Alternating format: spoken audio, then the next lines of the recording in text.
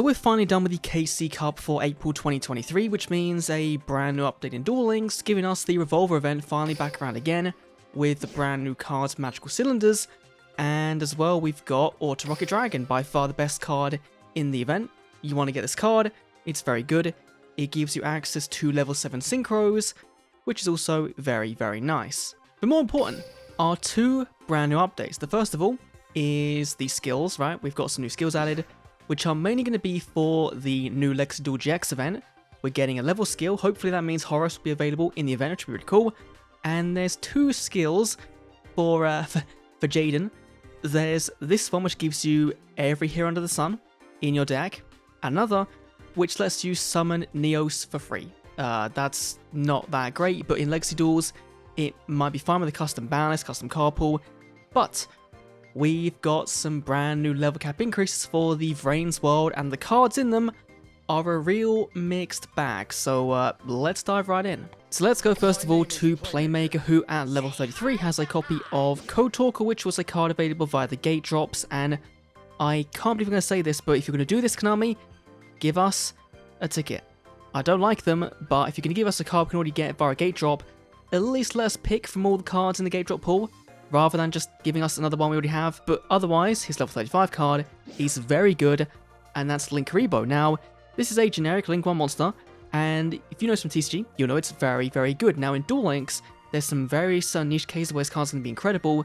Firstly, for Blue Eyes, right, getting your White Stone into the graveyard, then trigger the effect off in the end phase, summoning out the Dragon Spirit Right, popping a card. Very, very good for this. Vampire Familiar, there's the V-Jump Cubic guy, there's a bunch of other cards as well I kind of think of off the top of my head. Buster Wop I think as well can be used in the graveyard, right? So any Link 1 in level 1 has a graveyard effect is a very good target to summon this on.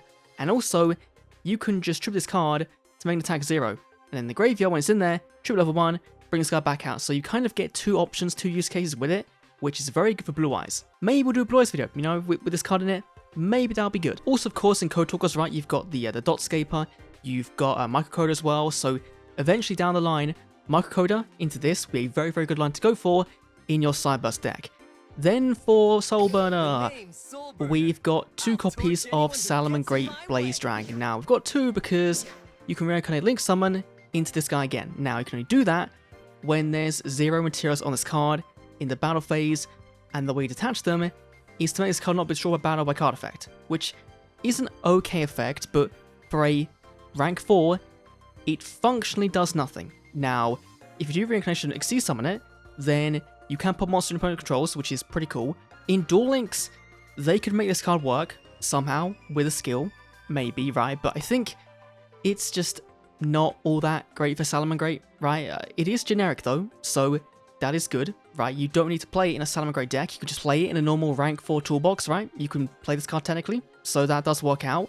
Then we've got Goki Destroy Ogre for Go and Azuka. This is a Link 4 for Gokis, which I think this is like their second or third best one, which isn't saying much. It's not very good, right? It's got battle protection once each turn, and in the main phase, you can basically make your opponent summon monsters from their graveyard, and you get to summon the same amount of Gokis, which is cool, but if you're giving your opponent more monsters, then you've got more to kind of deal with when going for the big OTKs, right, with a finishing move. So it could be cool, right? It could be cool, but I don't think it's all that great. And I would have preferred, of course, to get maybe a second copy of Rematch. Would have been way better for Gokis, right? But maybe they don't really need it. Then we've got Blue Angel, who got not nice again like Playmaker. I guess this one's fine, right? Because Crimson Heart was a level up card, right? So that's fine. But a limited one, right? So you can't play it alongside your TTH and that stuff. We've got Trickstar Light Stage, one of the best cards I have, right? And now we're missing for Trickstars the Live Stage, a different card to this one, not Light Stage, Live Stage, and also Reincarnation. So we've almost completed the entire Trickstar deck in Duel Links, which is pretty weird to think about. But Light Stage is very good, right? When it's activated, add a Trickstar monster from deck to hand, right? Candina searches out your Trickstar spell card, so Candina, summon Candina, searches this, you get into the Lilybell or the Lycoris, and you're kind of set from there. Also, once per turn, you can lock down opponent's back row, and in the end phase, they must activate or send to the graveyard. And it does more burn damage to Trickstars, so this card will be very, very good for the deck. But will it make Trickstars top tier? Probably not, but still, a very cool card to have, a very good card to have for the deck, and definitely going to be going for this one first, I think. Then we've got VRAINS, Revolver, of course, getting brand new cards, and now getting 2 copies of Triple Burst Dragon in his level 33 and 35. This is a pretty decent generic Link 3, right? It's not the best. It's not better than Nightmare Unicorn in 99% of situations, but it is good because it is an Omni Negate in the damage state, which means it's kind of like Armades in a way. Not exactly the same, right? But it's kind of similar to Armades, and it does piercing damage, but also in the main phase of the next time it was summoned in, trip this card, target Link 2 in a graveyard, summon it, summon out a dragon from your hand. So you can then go into another Link 3, or the idea mainly is to then be able to go into perhaps a Link 4 and kind of Link climb from there. Overall, not too terrible for VRAINS characters, right? Not as good, I think, in my opinion, as Arc 5's, right? Their first level cap increase, their only one, was incredible. But this is, you know, a very good start for this world. A very good start. I wish Soul Bonus was better. I wish Goki's was better. Of course, Playmaker, Blue Angel, they got nice the best.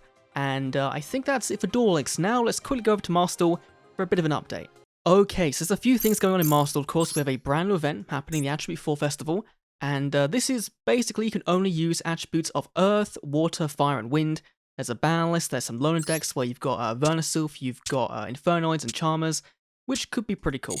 The big thing though is the mate, is the Moai mate, which I'm waiting for since day one, so over a year now. It's finally a Master, which is pretty cool. But the bigger thing for this month, well technically next month, is the announcement of the World Championship qualifiers, and this is a bit controversial, right? Because, of course, it's the first year. If you remember for Duel Links, right, first year for their Worlds, they did a qualifier event, and that was it. Afterwards, it was mainly KC Cup based, and then of course you had the final qualifiers to get everyone else to go to Worlds. This time round, they're doing a Stage 1, like Duelist Cup, which is fine, but no one likes Duelist Cup format, right, for playing it out, and especially for qualifying for Worlds, it's not the best, right, forcing people to play for 3 days straight. But then, the big thing is for the finals, it's going to be a team battle event, duels competing in groups of 3, and the people that selected as the regional representative qualifiers will get to pick 2 duelists in their region that reach duel level max to go and play with them. Now, this could cause some problems, right? On the one hand, it's, okay, I made it to Worlds, I can invite my friends, and we can play in this kind of casual, kind of chill. Cool. On the other hand, if the best players in the world all make the best teams, they're probably going to win. Another point, this makes Master a very, very unique event, right? For Worlds, gives a unique selling point, which is really cool. If they do this well, then that'll be great. Of course, Team Battle right now in the game is kind of a joke. No one plays it. I think now I really need to do a rework on how integrated it is into the actual game, right? Like, if there was more missions or event types or awards, right, for playing in Team Battle, people would play it. Now, will this be Team Battle with the standard ban list, or will it be Team Battle with a normal ban list, and then one person playing Exceeds Festival, one person playing Synchro Festival, etc., which could be pretty cool. One person playing normal rarity. It could be a very cool, interesting mix of an event. The big downside to me is also this invite people thing, because there's a chance, a very small chance I think, but people could actually like sell their spots for money, and it's not also really the best people playing, right? It could be the best person playing and their 2 best buds, or the best person playing and some guys they made 10 grand out of because they wanted a trip to Japan and they didn't want to buy it or something. I don't know, right? I don't know, but it'll be interesting to see what they do. Of course, Duel Links has Worlds as well, TCG as well as Worlds at the same time. So it's going to be a fun early August, I think, for when the actual finals is. But yeah, it's a bit of a weird one, right? It's a cool opportunity, right, for team battles. If they want Master to be more esports-like, then having a team-based thing makes sense. But when those events with other games, right, with teams, they've got a separate league and they've got sponsors and all these things. And Dueling and Master, will never ever have that.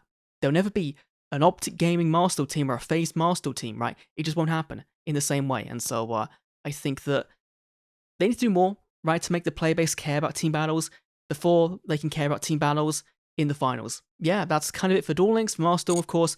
Across Duel, it's the continued shutdown, 140 days, whatever is remaining until the end of service. So yeah, that is all for today's video. Thanks for watching. I'll see you all tomorrow, probably for some more Duel Links gameplay for the new decks. Maybe we'll have to wait and see.